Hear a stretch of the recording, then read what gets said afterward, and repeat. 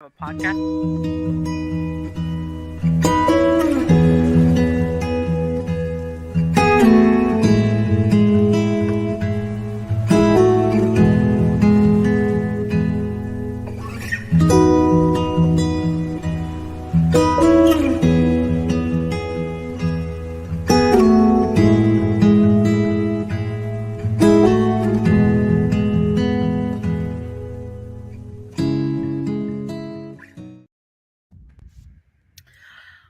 Welcome to an all new movie potluck.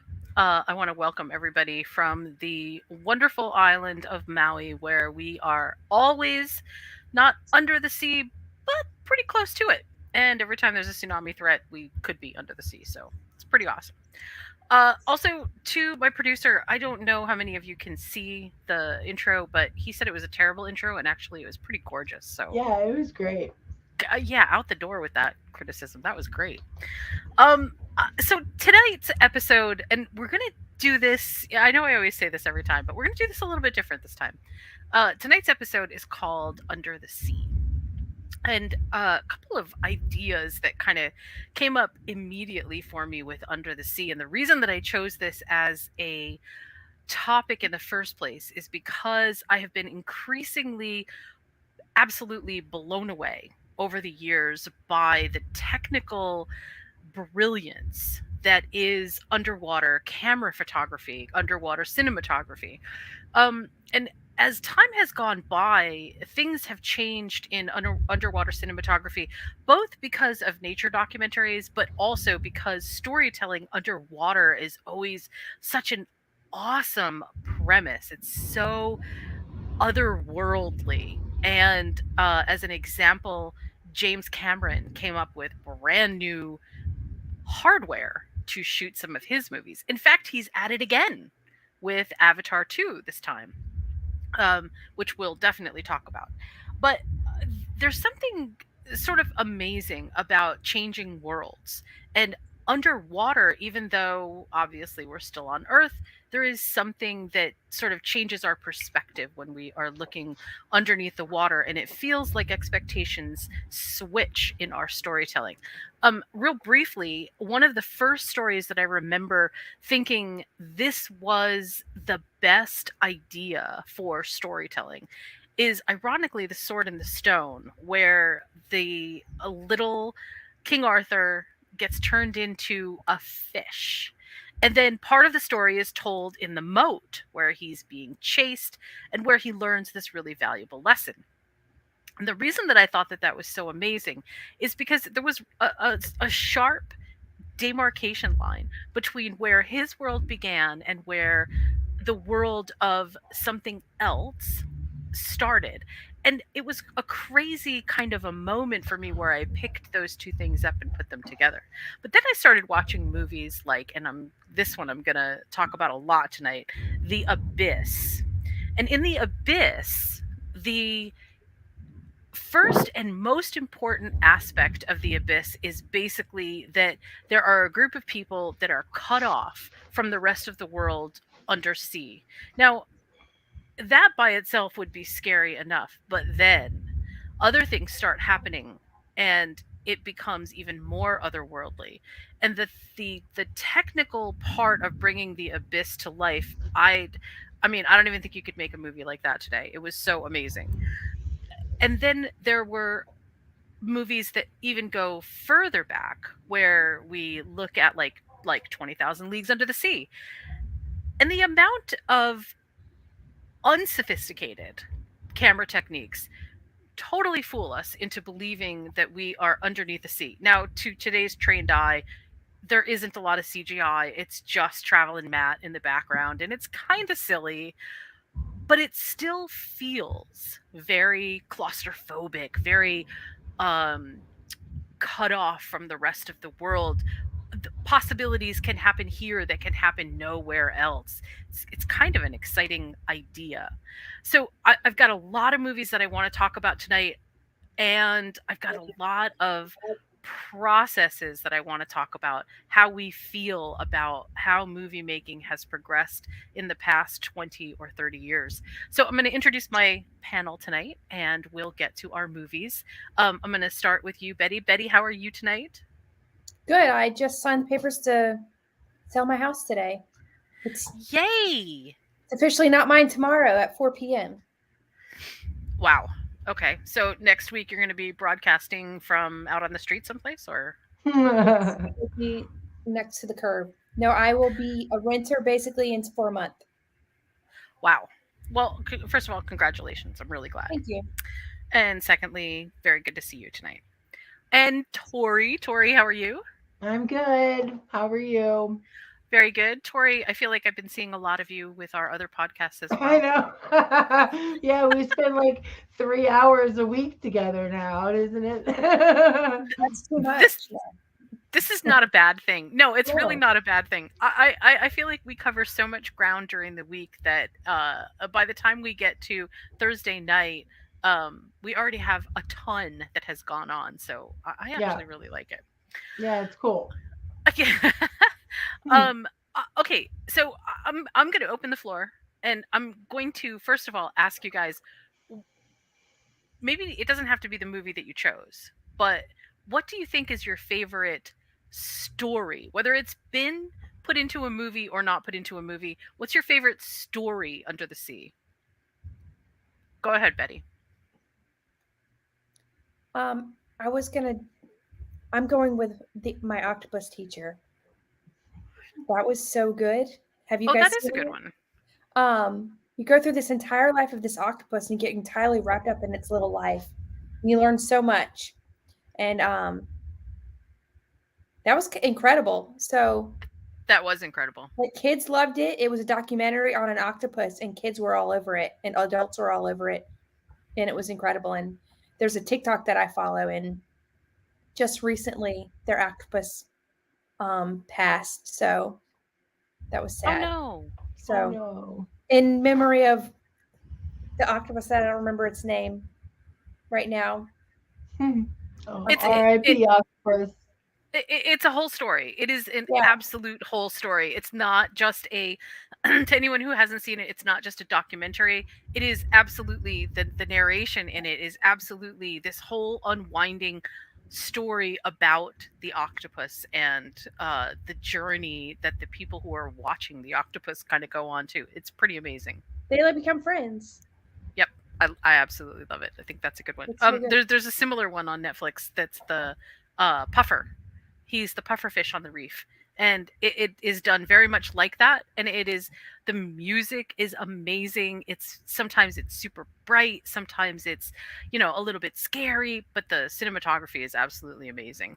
No, And I haven't and watched it. actually, I do actually want to talk about how we are bridging the gap a little bit between movies that we're making and underwater documentaries because that is where we tend to get that technology. So tell me, Tori, what is your favorite story under the sea? The Little Mermaid. I have to say it. I do. It was gonna be me, Nemo. Nemo, actually, Finding Dory, because Oh, yeah, Finding Dory. there was an octopus in that one too. So There That's was. um, right. It was yeah, a good one. it was his name was Hank. He was the best. And it's so smart. Like, Yeah, they they are. can escape from their aquariums and get away. Mhm. Yep. There's I love how Okay. snarky the octopus is in Yeah. this one. He's Yeah. so snarky. It's not. It's just yeah. It defies explanation. He's so snarky. It's because he's so Which is intelligent. exactly. I mean, if I could imagine an octopus in real life, that's exactly how I would imagine them too. Exactly. Yes. Um. So one of my favorite stories, under the sea, is definitely 20,000 Leagues Under the Sea. Yeah, I like I that one read too. that as a kid, and I was blown away by it. I felt like it was an underwater, um, like it's more than just an escape when you read those kinds of pieces of fiction. It's like, okay, at that time I didn't actually live near the shore and it felt like a foreign world. Like if somebody said, hey, I'm gonna take you to Munich in Germany, I would have had the same feeling almost because I don't know anything about it at that time when I was a kid, Mm. and it felt like it was something super special, like really special. The other thing that I loved about 20,000 Leagues Under the Sea as a movie is it really did take itself very seriously, despite the fact that it was fun. Like, it didn't stop to say, this is so fantastical that it can't possibly exist. It's like ridiculous. It it absolutely tried to convince you that this was the way that the world was supposed to be. I did really, really like that. But you can see, okay, if you look at 20,000 Leagues Under the Sea and how almost provincial that is, and then you move forward to, and I'm just going to skip ahead quite a few decades here, to Jaws. And when we think about how there's plenty of on land scenes in Jaws, but there's plenty of underwater scenes in Jaws. And if you're not familiar with how they shot Jaws, there is a crazy amount. Also, have to say hi to Kinte. Hi, Yeah, hi, Kinte. Kente. Um, there's a crazy amount of they did all these special MacGyver things to the camera rigs, to the sets, to the props, to the, everybody knows that the shark didn't work by the end and stuff like that. There's amazing things that were happening in Jaws, which I feel like sort of made other filmmakers, other cinematographers, step up to the plate and go, hey, we could probably do better than this. But uh, premise wise, the underwater stuff is it stands up pretty good. It's not I think partly the reason that Jaws stands up so well with its underwater scenes is because we didn't have a ton of CGI in it. And so the peril feels very real because we don't have sort of other extraordinary things happening that we would be able to pick out and go, oh, that's clearly CGI, right? Um, and while we are on the subject of sharks, some of my favorite underwater movies star megalodons, Oh, yeah. giant sharks. Well, I just want to say quickly, these scary movies. The reason I thought, see, I always thought, excuse me, 20,000 Leagues Under the Sea was going to be scary because it's underwater, and the Mm. claustrophobia is frightening. So that probably maybe adds to the aspect of Oh, frightening movies. it definitely does. And when I go to talk about the abyss, I'm going to talk about that exactly because there are two scenes in the abyss which still make me cry because I'm so uncomfortable. I mean, I know it's all going to turn out okay, but it's so uncomfortable that it gives me chicken skin just thinking about it. Like Poseidon Um, Adventure. Yes, the Chicken skin. Poseidon Adventure is another one. Yes, gives me okay. Well, I was gonna say it gives me shark skin, but sharks have very smooth skin, and that doesn't work. So, Alligator skin. um, alligator skin. There we go. Oh, Crawl is another excellent one. I don't know if you guys have seen Crawl, but there are quite a few underwater shots in Crawl I that are almost picked amazing. Sharknado. I almost picked Sharknado, and that is because I actually interviewed the producer of that movie, and I thought that it was just the trilogy was just hilarious. Like, And as they went forward, I think they did some stuff, but yeah, okay, but let's talk a little bit about our favorite creatures under the sea, okay, and I will ask you guys first of all, what is your favorite sort of undersea boogeyman, the monsters under the sea, and then we can move to the other side. So go ahead, Tori. Who's your favorite underwater monster? What's playing on the screen right now is a scene from The Meg, and it is oh, truly horrifying. I mean, there's something about this one, which is truly one horrifying. one of one of my biggest fears is getting eaten by a great white shark. Okay, like.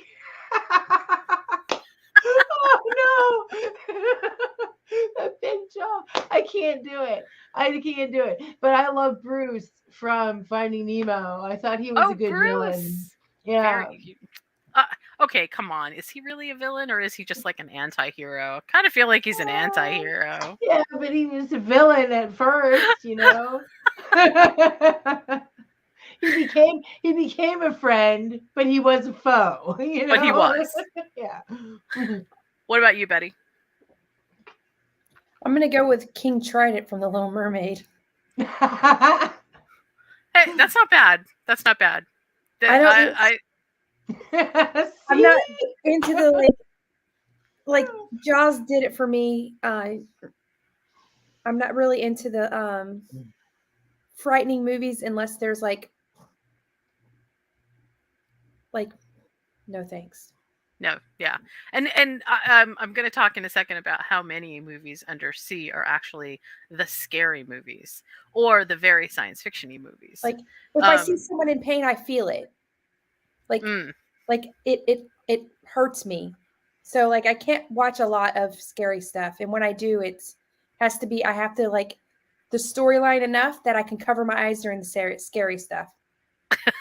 oh my So god. he's a Isn't there monster, a name for that? Like an M, you're an empath or but like a lot of people call themselves empath these days. So I just like yeah.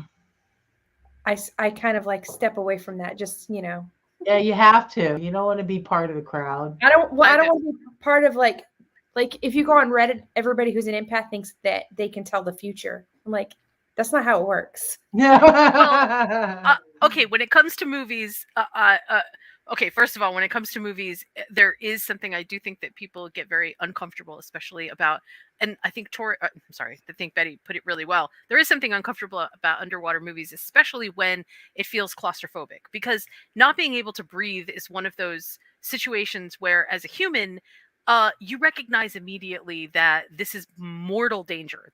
There's no question. You can't outrun not being able to breathe. It's so serious. And if any of you have ever been in a position where you have been pulled underneath the water, or if you've been like tossed around in the waves, and living on Maui, let me tell you, I have been tossed around by some big wave at some point because I did the stupid thing and turned my back to the ocean, which you're not supposed to do, more times than I can count. And sometimes when you get pulled out, you'll get pulled out into a set, and if you don't know how to treat it, you'll just get tumbled around and around and around until either you basically die or you remember, yeah, maybe stop fighting it and swim with the waves. So anyway, it's a big thing. It's a huge thing. Yeah, so my boyfriend was a submariner in the Navy, and he talked about like how scary it was knowing that you were like this far away from being Hmm. crushed, you know? Like, So my favorite creature under the sea is, and it's he's not so much under the sea, but he's underwater.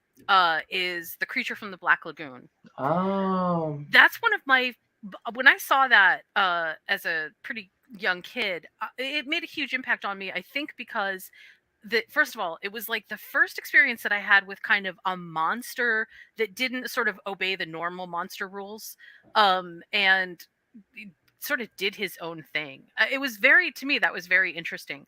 And the underwater shots, if you don't know anything about this, it was sketchy for the people on the crew. They really, some not great things happened. There were lots of like really close calls, which is also another hallmark of a lot of these movies that are shot underneath the water. They because the peril is real, like we were saying, that there is something very real about putting people in this position. And even when they go through all of the hey, we've taken all of the preparations, things can still go wrong. In this one, there were issues with this guy's suit, that caused just a whole bunch of problems, but the end product is so amazing. I mean, look at that, that's flawless. There is something about this kind of view that is so flipped from the view that we normally have, that it's hard not to like get fully sucked into that experience. I give this movie a lot of credit for being groundbreaking in its time. Um, and then, kind of skipping around the time continuum, if you will, we have movies recently, which I'm sure, Betty hasn't seen because it was very scary. There was a movie with Kristen Stewart. And first of all, shout out to Kristen Stewart for being willing to do this because, damn, I cannot even imagine how intense this movie must have been to shoot. The movie's called Underwater, and it is kind of like a Cthulhu story under the sea. And it unfolds in a way that is very confusing at first, and it's supposed to be, but it's like the audience is just thrown into this narrative puzzle, and at the end, I won't spoil anything if anybody hasn't seen it. I definitely suggest you watch it. It's good. But at the end, the giant monsters at the end are, we talk about kaiju as sort of just, big monsters, right? These monsters, they're mammoth. I mean, they're just, I can't even begin to use a big enough superlative for them. And they are just pummeling this underwater installation. And it's an exceptionally well told story because even though we're not, well, there are parts of it where we are, but most of the narrative is in this installation. The amount of danger that everyone is in, um, over and over and over again with water is it's just you start feeling Claustrophobia. after, yeah, you start feeling after a while like there's no safe place, and you're always thinking when the characters come into the screen, where's the water going to come from now? Where's the it looks like they're safe, but we know that they're not, like it's that kind of movie. So not just the monsters are attacking them, the water is attacking them, which is kind of crazy. So there, and that movie, It's like the it water did. alien, the water version. Yes. Yes, and if we could jump to The Abyss real quick, in that movie, the aliens used the water to try to communicate with people. And they used the water in shapes. They created these like feelers almost out of the water itself and tried to communicate to the people that were in this underwater installation. The underwater installation goes through this huge event because there's a hurricane up top, and so they have to be untethered from their support ship. The support ship doesn't untether in time, and it throws the base toward the side of a cliff. So that sets up the peril of the show, of the movie. But what they find out is that they're not alone. And there's also the threat of a nuclear weapon. In fact, this movie is where we got the name for our traveling robot around our house. We call him Big Geek. And Mhm. it's from this movie. There's this underwater drone that they use who's called Big Geek, and that's what we named ours after that, just because of that. The whole idea of the abyss, and this is the one that I was talking about, where they James Cameron in this movie basically shot this movie on a set that was it was like a small city, but it was all underwater. And they flooded these containers with like 500,000 gallons of water. They set up new camera rigs in order to kind of show depth so that he could fall and fall and fall and fall and fall. They there were so many groundbreaking things with this movie, but the big thing about this movie being underwater is it was this communication piece between the water itself, which was the aliens, and the people. And so that leads me into another movie called Sphere. Did you guys see the movie Sphere? Mm-mm. Okay, Sphere is written by Michael Crichton, very Oh similar. yeah, no, I have seen this. Okay, Okay, yeah. Okay. so this one also takes place underwater, and it's also very claustrophobic and very spooky, right? What did Hmm. you think about that movie, Tori? Yeah, it Did you like is. it? Yeah, the book though really hit home, like how like compressing it was. Yes. I dated an underwater diver like he was an underwater welder and he was a deep sea diver, and he would tell me that like how like if you get shot straight to the surface, like you're dead. Yep. There's no coming back from that. The bends, right? Yeah, Yep. you get the bends really bad. Yep. And I had So your brain last time from explodes too because of all the gases and shit. Yeah. so that's one of the reasons that the abyss with the aliens, it directly talked about that and how they were protected from exactly that. Um, the reason that I think that the reason that I think that Sphere was even noteworthy or mentionable is because there are extensive underwater shots in Sphere that was Kinte says the Bends was a great album. Okay, Yeah. true. You should come on. You should come on with us. If you got a movie, hey, get a movie. Um, uh, Also, one of the other things that I think is interesting about our underwater venture is being underneath the water is also one of those things that is it's one of those things that doesn't have any other parallel. You can't explain to somebody what it's like to dive. If you've ever done free diving, you can't explain to somebody what it's like to be a diver underneath there.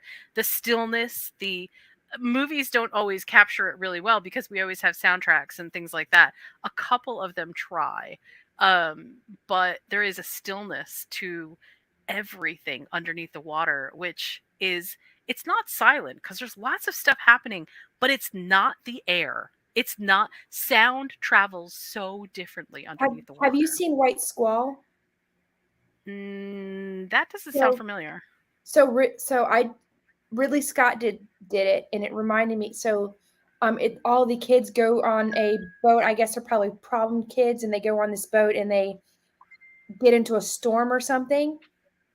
And like one of the most horrendous things that I've ever seen is this kid when he gets locked. I think he gets locked in a bathroom or something, and he drowns. Like, oh, you know what? I do know that story. because of that scene?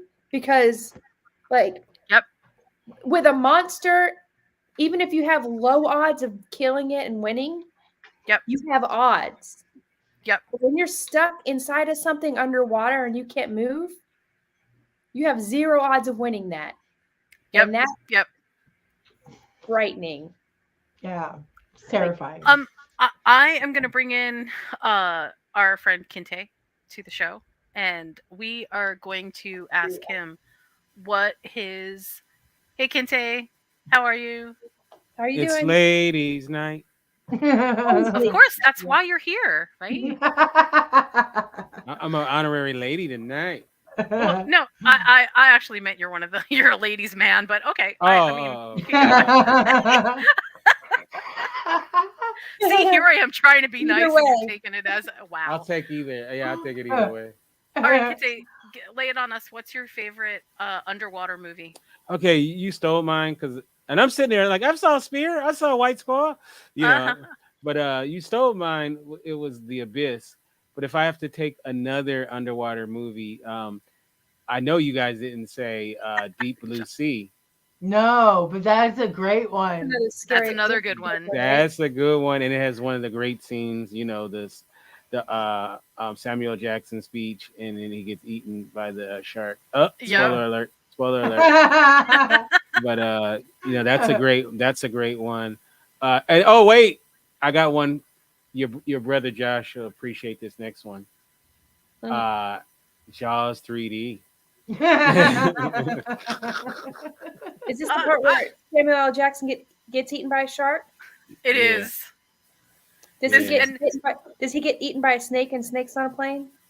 No, he doesn't get eaten by them. He kills a lot of snakes on the plane. Yeah. Samuel L. Jackson is basically at war with nature in movies. Yeah. So he's an equal opportunity killer. Right?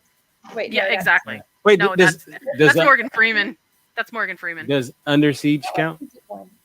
Does Under Siege count? Oh, look, Jaws 3D. A classic. So this one, this one has, I think it goes down as having one of the worst CG effects of all time. And I mean, look, I've seen a lot of movies, and it's just so bad. Oh, you I know was that gonna was gonna say, make and I could some. watch this one. Oof. Ay, ay, ay, ay, It just ay. broke the glass broke in slow motion, and it wasn't like a slow Yes. motion effect. It just Yes. like it was like breaking in slow motion in real time. Hey, It was like a gentle break. Josh, Oh we my should. god, that megalodon thing that you just showed, that was creepy as shit. Like I was like, Hey, Josh, we got to watch that one together, The bro. one with the little girl.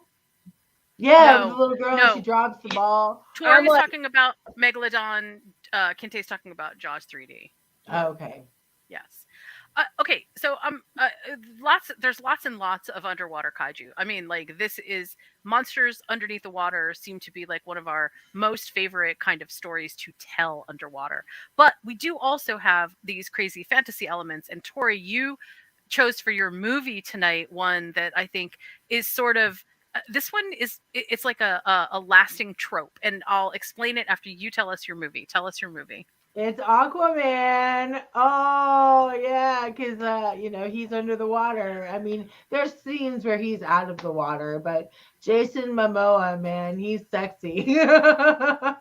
Do you want to bet that Jason Momoa can actually hold his breath for a really long time? Because I have a feeling he actually can. I think he can. Is he And he Australian? was no, No. he's American. He's Yeah. Hawaiian. He's Yeah. Hawaiian. Oh yeah. Okay, he's Hawaiian. But he also was on Stargate Atlantis. So Yep. before he was Aquaman. And so he has a whole sea past, That little I picture have to photo say, you took, by the way. the scene that Josh is playing right now, which is sort of the opening to Aquaman, where Yeah. he hops into the submarine and basically just kicks butt. Amber Heard. Sorry. It's one of my That was- favorite opening action sequences of all time. I absolutely love it. I gotta say something though, because I feel like this deserves a little bit of attention, right? Aquaman did not do the job that I thought it was going to do in terms of being excellent with underwater footage, right? It felt CGI. It felt like the characters were just on a set rigged, and it didn't feel like they were underwater. In fact, they didn't even pay attention to their hair. I mean, like, come on, basic stuff. They did that in The Little Mermaid, which was decades before. I mean, that to me just felt so wrong. Everything else about Aquaman, it's of course there's lots of great parts in it, but I hated the fact that they didn't do, like in the underwater scenes where they had the underwater fight, that they didn't do more with the actual dynamics of being underwater. It could have been great, and somebody chose to use Flash over something better than that. But okay. Well, How dare you, Jen? like, How dare you throw dirt on the great James Wan? Shame I'm on so you. sorry, but Shame on you. you got to step up the game here. Step up the game. I just want to say, like, they could have done so much with just the the underwater like city. I mean, they could have Yes. done what Black Panther did with theirs. Like, it could have been so. It was an element, like it was a character in the movie, Yes, and Like, and and that was boring. and That that's was the most boring honestly part of the whole movie. And he's Aquaman. that's part of the reason that I didn't appreciate it. I appreciated the rest of the Yeah. movie, but I Right. just didn't appreciate that aspect of it because it just didn't make me feel like, oh yeah, you're absolutely underwater. And also, there was nothing special about being underwater versus being on the land, right? So there weren't like any special rules or anything like that. I hated that. I wanted to be Like- super excited about it, but And you want to stay there. Like, yeah, in that movie, you're like, I would rather be living on land. people. that's exactly, you're 100% right. So along with the theme of of because we've. I'm sorry. Can Go I ahead. ask a What do you? question? A quick question. Yes. Does Go. does Star Wars Episode One, the Phantom Menace count because of the underwater scenes Because of Jar with Jar Jar Binks. Jar? People I are gonna be mean, you sending in know, hate mail because he mentioned Jar Jar Binks. Yes. Hey, I'm a Jar Jar fan, by the way. But anyway, Yes, he is. He is. We had this whole discussion before. I it's love a Jar Jar. I'm gonna you get a Jar know. Jar tattoo. Wow, you're brave. You're brave. You're You might brave. that might be a Um, little too far the fandom. I would say that probably No, doesn't why they really doing all these count. standalone movies or TV shows with Star Wars? Why don't they do a Jar Jar? They gave Obi Wan Nobody Kenobi. likes Who wants to see Obi Wan Kenobi? No, let's see the Jar Jar story. Honestly, if they could do a good Jar Jar story, it might redeem them. See, Yeah. there you Yeah. go. Okay, but only if it's all underwater. Okay. Then I feel like it might be okay. But But I'm not 100% sure, but maybe. but they need to Um, do their part in making a good city to live in. yes. That yeah, I okay. mean, that I'm is a totally pretty down. I'm down for badass that. little city down there, man. I'm telling you. People really like a fantasy realm that Yeah. they can imagine going and visiting.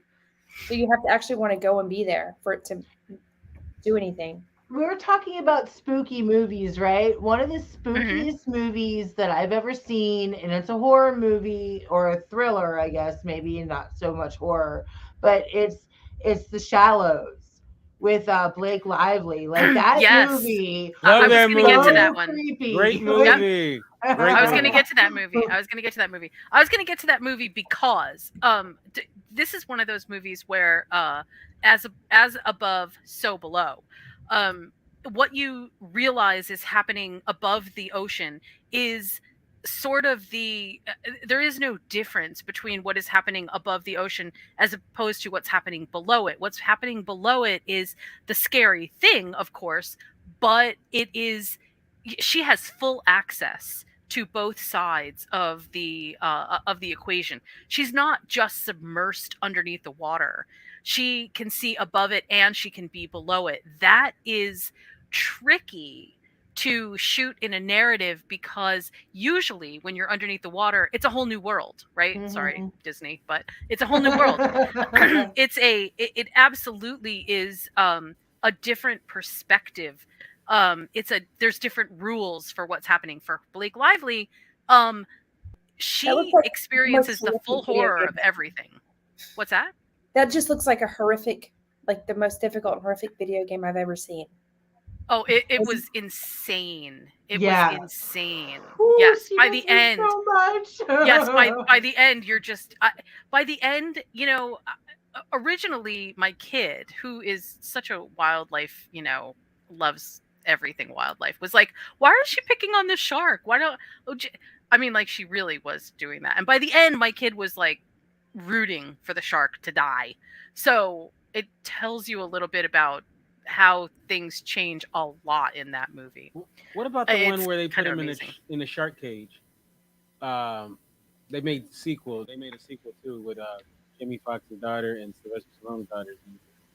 Where Um, they put them in the shark cage? yeah, they put him in the cage, and then it breaks off and falls down, and they gotta rescue him. What's the name of that dang movie? Oh, It's that's right.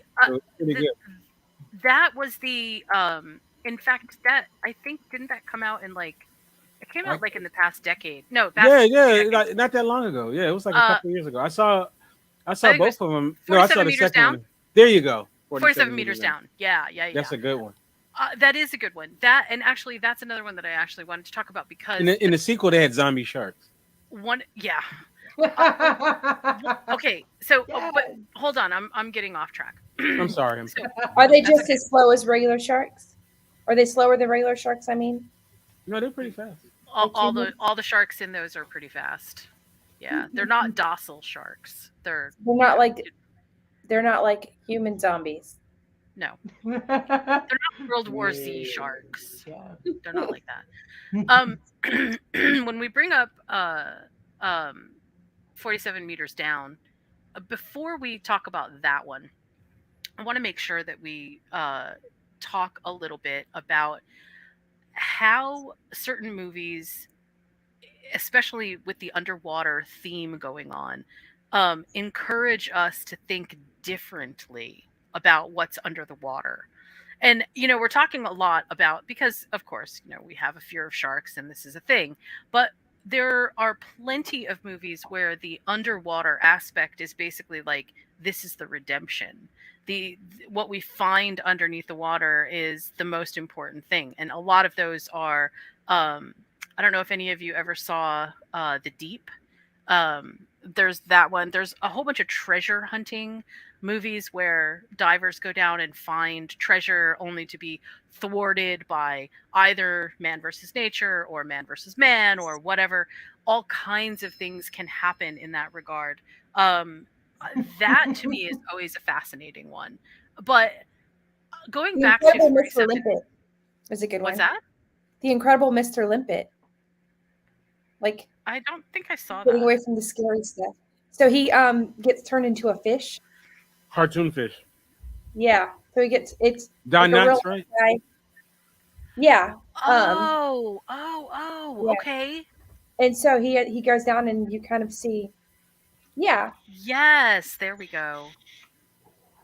Actually, this is the exact style of animation that the Sword of the Stone is done in.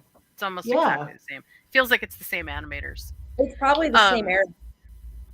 Yeah, I bet it is.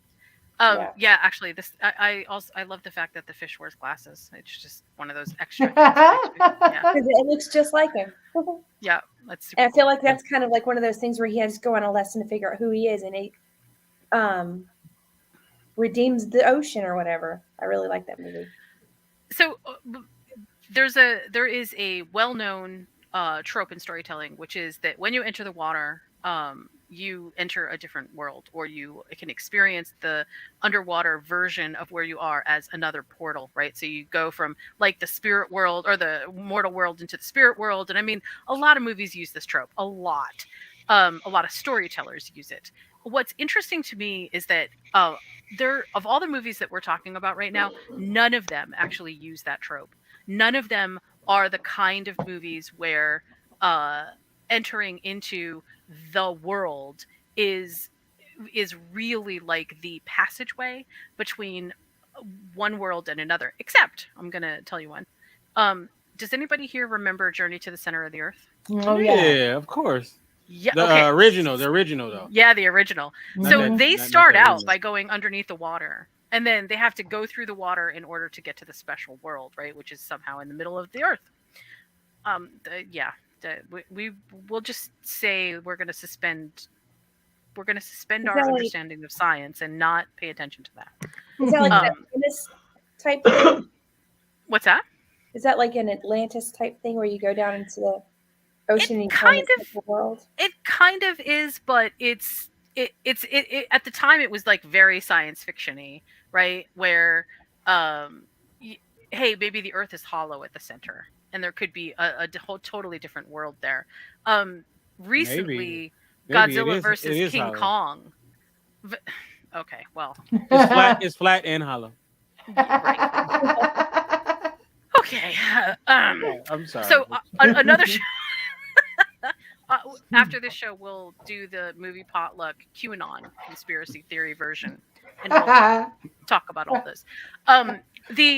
There's another movie that came out recently with Godzilla versus King Kong that also does the same thing, where they go underneath the water and then they have to find the entrance to the special world, and then the special world is there, and then they come out of the special world in a totally different place on the globe, and the world doesn't lose its ocean because the hole is so big or anything weird like that. It just like it doesn't.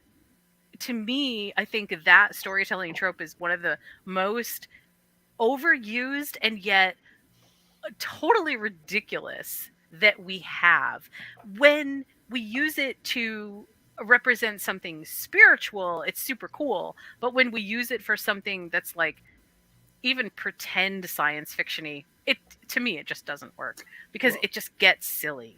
Well, Godzilla is the people's champ, by the way. You're right. I mean, I was totally Team Godzilla the whole way. Me too. I was gonna So- riot if he lost. I was gonna riot. Yeah. King Yeah. Kong ain't got nothing on Godzilla. Yeah. And did you see how he stood over him like, yeah, bitch? When he beat him, I was like, yeah. I was like, yeah. I feel like Godzilla was supposed to be the bad guy in that one. I saw. I feel like they He tried. was set up. He was set but up. yeah, but you can't But keep a good man down. I saw it. and- Look, it came out on HBO Max at midnight.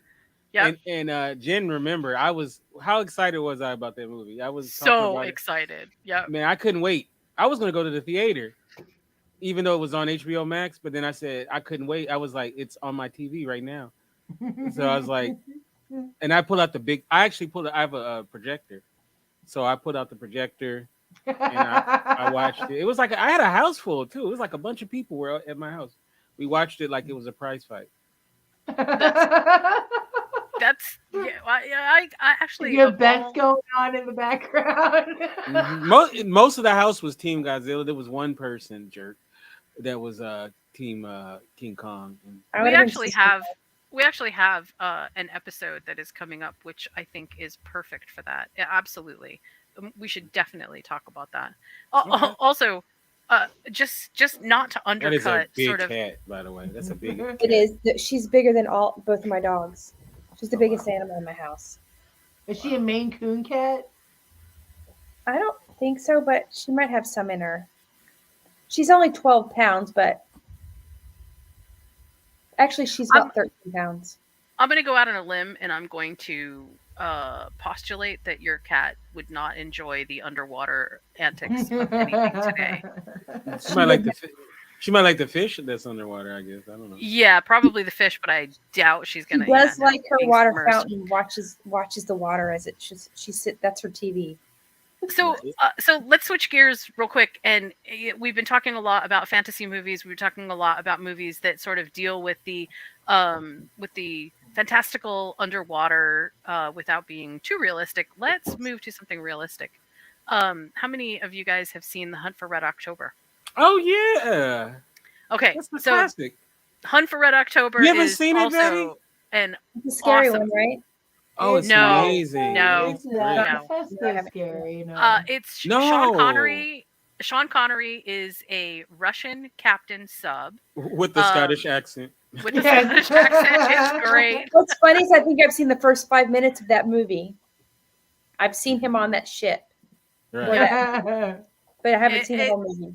It is actually a really good movie. Great movie. There's It's a a great lot movie. of plot twists. Great book, There's too. a lot of Tom Clancy actually did a really good job with this Yeah. story. Mhm. There's a lot of plot twists, but there are a ton of underwater scenes in this movie. And some of my favorites, even though they feel a little bit CG-ish, they are real enough, especially when the two subs kind of narrowly miss each other. Man, I'm holding my breath in that scene every single time, because you realize when he is talking about how they can't really control, you don't pump the brakes on a sub. And so he's like, you stop and you hope nothing happens. And they are like, it feels like they are inches away from each other and they're trying to hide from each other. So it's this great cat and mouse underneath the water. I highly suggest that movie. Do you guys have any other like hyper realistic movies that are Oh, under Crimson the water? Tide. Crimson Tide. Crimson Tide's another excellent one. Yeah, and that's another spy thriller kind of movie too. Yeah, that's a good versus. Yeah. To do like to do them, because I think a lot of people think of them kind of together. As even though the they're- same, yeah, but they're it's- similar- They're from the they're- same vein. Yeah, but they're very different, but similar, I guess, in a way. Yeah, Crimson Tide, Well, great one. Das Boot. Yeah, that's another submarine one. Yep, absolutely. That actually is really good. I do like that. Down Periscope. Down Down Periscope. Periscope was fun. That was an absolute blast of a movie. Yes. What about like Titanic? I mean, there was underwater scenes, but it was like epic Especially on whenever he top of was the water. drowned. He was tied Yeah. It- And then they had a lot of water tanks on set whenever they had drowning Kate and Leo. Yes, and along those same lines, and we've done this movie on, I believe, Cinema du Fromage. The Poseidon Adventure is another Poseidon one Oh Adventure. yeah, the Poseidon. where Oh yeah.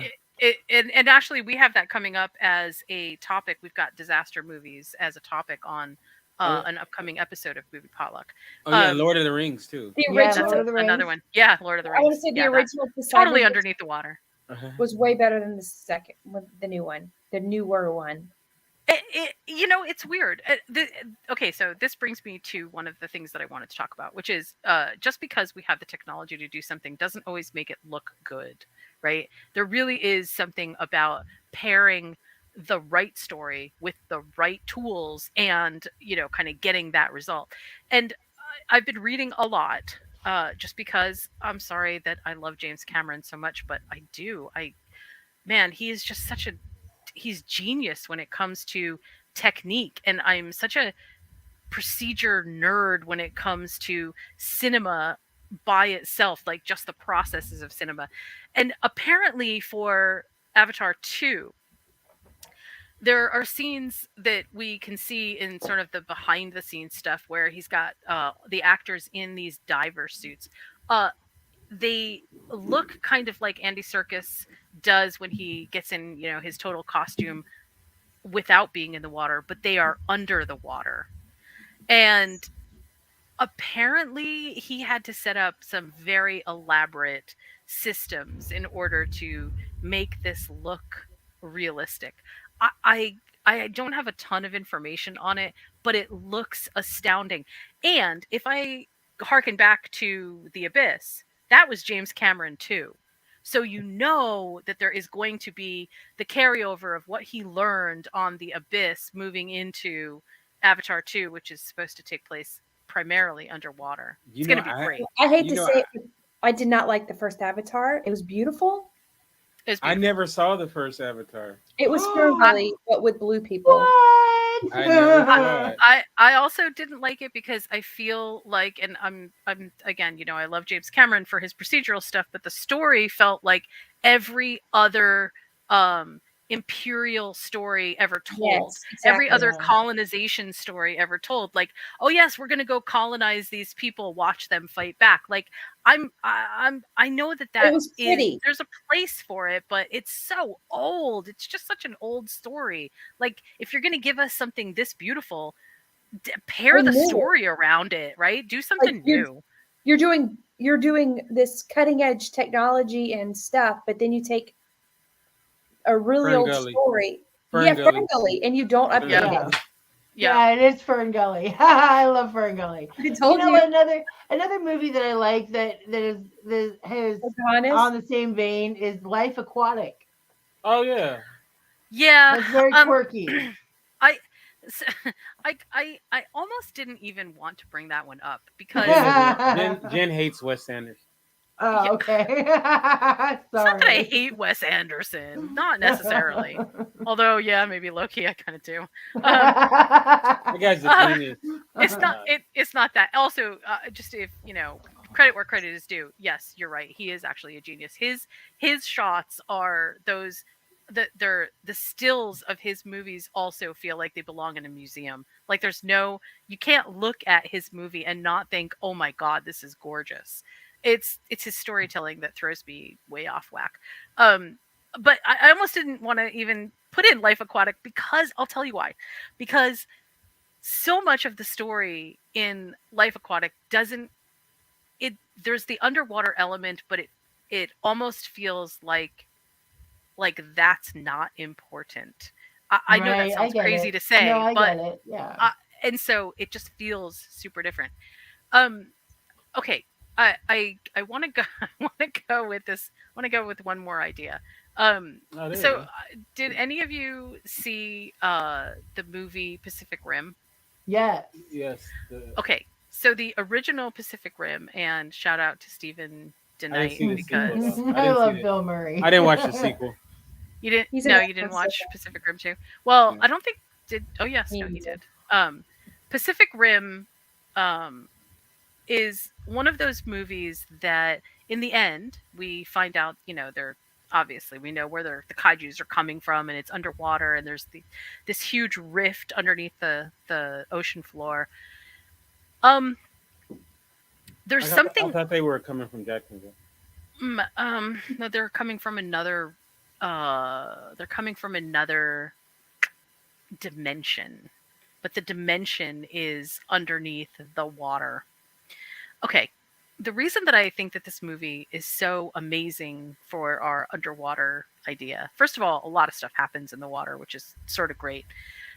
Secondly, there is an element of they are inside of these giant mecha suits, right? Which is something that we see pretty often in our undersea movies where they're in like scuba gear or they're in some kind of self-contained.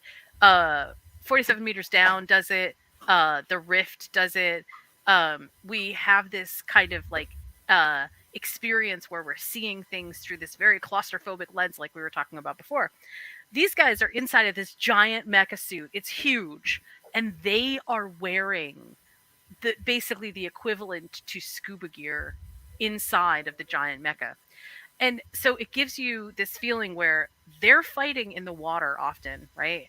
But it's the underwater, and yet they're contained inside of something even more claustrophobic that really gives you the feeling like, oh man, this is terrible. This is, by the time that Pacific Rim is done and we see what happens at the very end and how close everybody comes to death and all of that, um, it starts to make you understand, which is another theme I think of underwater shows, that human bodies are really not Fragile. meant to be underneath the water. Yeah, right, fragile. There's a line here that we just, we recognize even with a giant mecha suit on.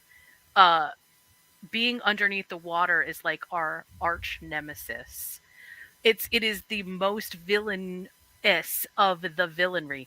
Being underneath the water is the real problem of Jaws, not the shark. Because the Mhm. shark is the shark. I mean, until later, it doesn't feel like the shark necessarily like, is super big and bad. He's hungry or, whatever. Yeah, he seems a little villainous. But that's not really the danger. The danger is being underneath the water because we can't control it. We can't control what happens underneath the water. Um okay, I wanted to obviously we have to get to food, but I wanted to touch on one other thing. I'm going to start with you, Betty. Betty, tell me what movie makes you, of all the movies that we were just talking about, what movie makes you feel the most afraid of being in the water? Any of them? Um, I'm gonna go with any of the any of them that you can't see what's coming up. Mm. Like the ones that make you afraid to go to the beach. Like Jaws, So, like Jaws. right? Okay. What about you, Betty? That was me. Just Oh, I'm sorry. What about you, Tori? I'm gonna say The Shallows because that was oh god, that shark man. He could have really got her at any time. Like it was intense. And all those That was jellyfish. agreed. Yeah. Mm. Oh, Ooh. What about you, Kinte? old. Oh, old, What? yeah. No, I'm kidding. I'm kidding. I was gonna say. I was just gonna go. Wait a minute. What? No, I was gonna say. I was gonna say the Shadows, but since I don't want to, even though I love copying Tori because I want to be like her. I want to be like her when I grow up. I will say 47 meters. I say the It's the most realistic. Yeah, that seems like it could happen. Shark Tale. okay. Okay. So recently, I love this recently we were cruising around on Hulu, and my kid and I saw this movie that we thought, oh, this looks interesting, and it's called The Deep House. And they are kind of like underwater explorers, right? They go and they explore places that nobody else has seen. They're like, urban vloggers, let's go see abandoned places and find things out about them. Are they creepy? Are they not creepy? And that kind of stuff. So they hear about this underwater structure, and they grab scuba gear and they try to find it. And that when they do find it, all of these crazy supernatural things start happening. And it's scary. Betty, don't watch it. It's scary. I mean, I was Thank scared. you. I will not. Wait a minute, Betty's gangster. She can watch Well, she just told us that she didn't like that kind of movie, so it. try to help her out. It was ingenious the way that they created an underwater horror story that didn't necessarily mean that like they didn't have to upend the laws of the universe in order to do it. They created a really scary narrative that was about they were looking at their time, because they were obviously under oxygen. You have to be careful about how much oxygen you have. They started to realize that as they wanted to leave, they couldn't find the way out that they had gone into. The That way that is they wanted to leave was terrifying. yes. And when you're underwater, you're already kind of upside down in just sort of like, where is your directional compass? Like, how do you find, because there is no actual horizon to kind of keep your eyes on.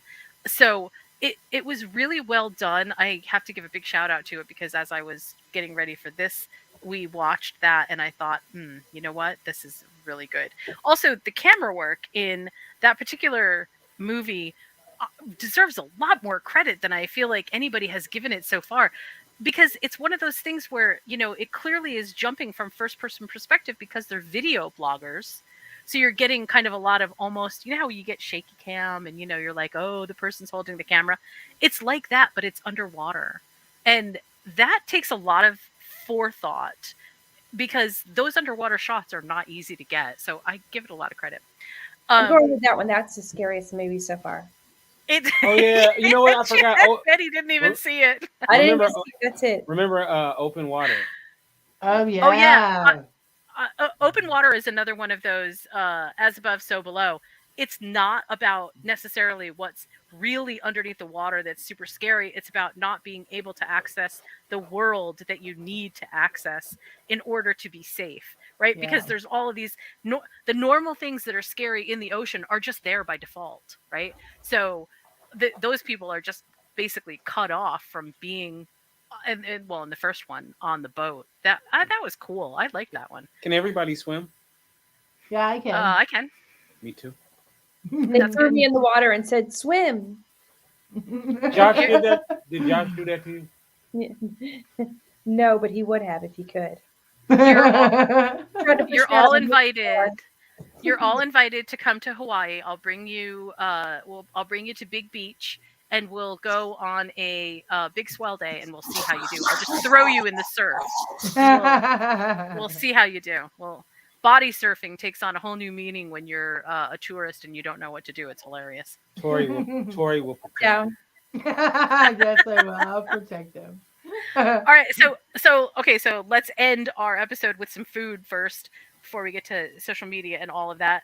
Tell me, Tori, give me your best under the sea food based on a movie or based on a movie idea. Sushi. Oh, going for the wow.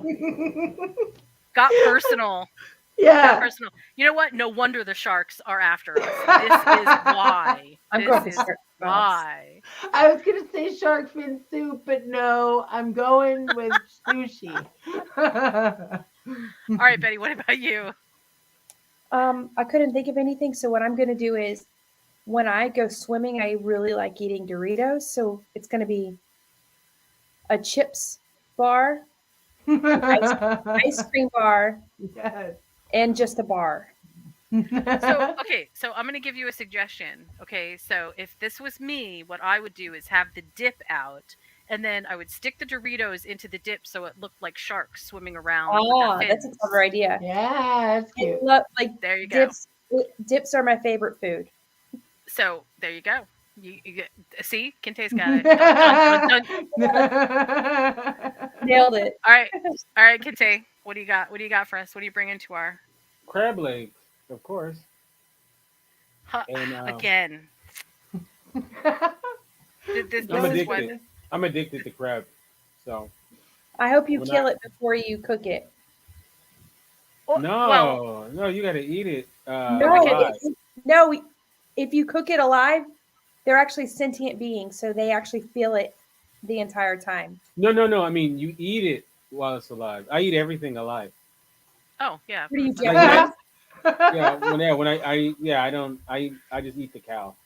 Just, It we we, we were. This was I'm a supposed to be for visual another. person. no, This was supposed to be for another episode, but I Kente is don't eat actually I don't related eat to a beef. vampire. So I don't eat beef. I'm kidding. I don't eat beef. Being a zombie. But no, all right, crab no legs. crab. No, I don't want anything alive. That's a Okay, so we got crab legs, we got sushi, and we got Doritos swimming in dip. oh yeah, I and Cheez-Its too. I have and Mine was the Cheez-Its, best one. super aquatic. Thanks to Okay, so James. I have I we've done this on numerous occasions. First thing is you make. I know you guys are all going to kill me, but it's the remember it's the visual. We make blueberry. It's a raspberry, but it's blue Jello, right? And when you make the jello, you first of all you put little Swedish gummy fish into it as it's gelling, so that it looks like there's actual fish swimming around in your jello. That's one. And then you pair that with I have this amazing Nordic ware cake mold, which is an octopus on a reef, and it's the coolest cake design I have ever seen. It's a I mean, you really got to plan for this cake. When you decorate it, there's a whole reef underneath it. There are all these little nooks and crannies. There's all the tentacles that come out from it, and then there's the giant octopus at the top. It is Very cool. absolutely astounding. Totally love it. Um, but If I come to but you Hawaii, have to I get pair it. octopus cake. But and you know what? And it tastes really good and not like octopus. We don't put nori in it. We don't make it. We don't like wrap it in our lovely seafood. We don't do any of that stuff. We just make it super sweet. So you'll like it. You'll like it, Benny. Okay. I'm gonna before we go, I gotta ask you guys one more question. Um, what is the worst seafood that you know of? Tell me what you think the worst seafood is. There's a reason that I'm asking this, but tell me, Tori, what's the worst seafood? Eel. I hate eel. Not What's a the worst fan. seafood, Betty? Octopus, they're too intelligent for people to be eating them. Out here in Hawaii, we call that taco, just so you know. Taco. There's an actual name for it. You can actually go to the grocery store and there's a ton of taco. What about you, Kente? Squid. Squid. Okay. Um, so I live in Hawaii, like I've said. We have a huge Japanese influence out here. And there are some seafoods out here which are just bizarre. Things that I would never expect that you would want to eat. And one of them is this thing it's basically an urchin. And you pickle it and then you eat the urchin. And it's awful. I'm so sorry to all of my aunties and uncles out here. Guys, I love you, but yuck. It's like chomping into You look like you were a snorting. giant pickled grape. Giant. And it like squish. Oh god, it's horrible. The reason that I ask that is because every time I watch an undersea movie, I'm always looking kind of like Bruce at all the fish and going, which one of those would taste good? Always. Fish are Okay. friends, not food. They cut open a fish and they okay. serve it with its heart beating. Oh, lovely. They Okay, literally Tori. slice it open and they serve it with its like heart out and like it's beating and still alive and they're eating it. It's horrific. That's so Japanese. I mean, that is just so Japanese. Gross. Yes, Sorry. Kente. Why did it look like you were just snorting a couple of lines and then you came up and you went No, because I had a vape and it went up my nose. You were Now like it's this, you were like and then you came up and you went like that. I am a Yeah. baseball player from the 80s. Yes. Apparently, the subject matter was a doing little it. too scary Yeah. for Tori. She needed to get some moral support by way of, yeah. Totally get it. All right. Imagine the smoke coming out of my nose. I was like, man, that was some strong coke. She was trying to show us what it might be like underneath the water when the bubbles come out of your Yes. nose. Didn't quite work, but thanks, Tori. No. That was a really good try. We love you. You're welcome. Well, hey, I wanted to clarify it in case somebody was like, wait, what did you say? Yeah. Get some random feedback about it. She's No. more All right, Betty. sassy. Betty, how can we find you on social media? I am on TikTok and Instagram at Betty Chitty Bang Bang. That is me.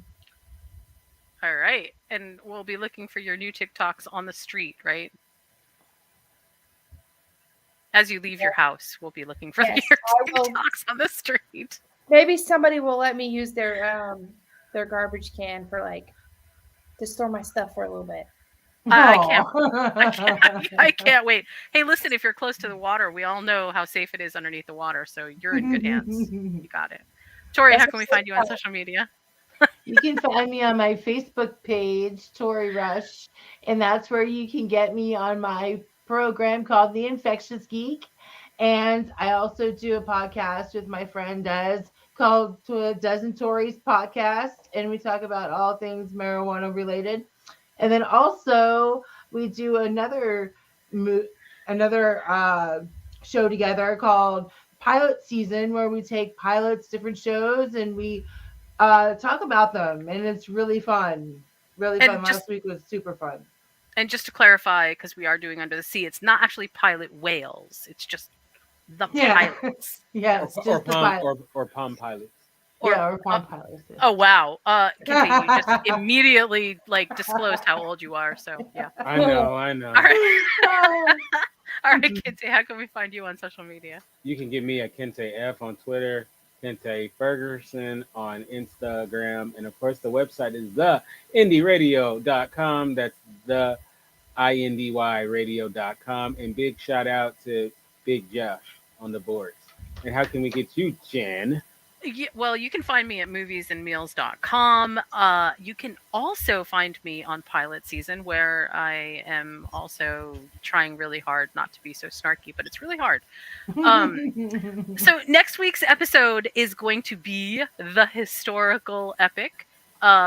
We are going to do Sand and Sandals. Yes, Han Solo, the absolute positively perfect gladiator of all times. We're gonna talk about King Arthur. We're gonna talk about Ben-Hur. We're gonna talk about one of my favorite movies with Katharine Hepburn, and well, we'll just leave it at Katharine Hepburn. We are going to talk about a bunch of movies that have been historical and Cleopatra is one of the ones that we've talked about on this show before, but we are definitely going to have Commandments? a big conversation about that. Absolutely, the Ten Commandments. What about like Gettysburg? Because that's epics historic. are. Yep. What about Lord of the Rings? That's Can't get I wish that was historical, but I want to hug Johnny Depp not. right now. He's Harry Potter is historical, right? It is right, historical. Daddy?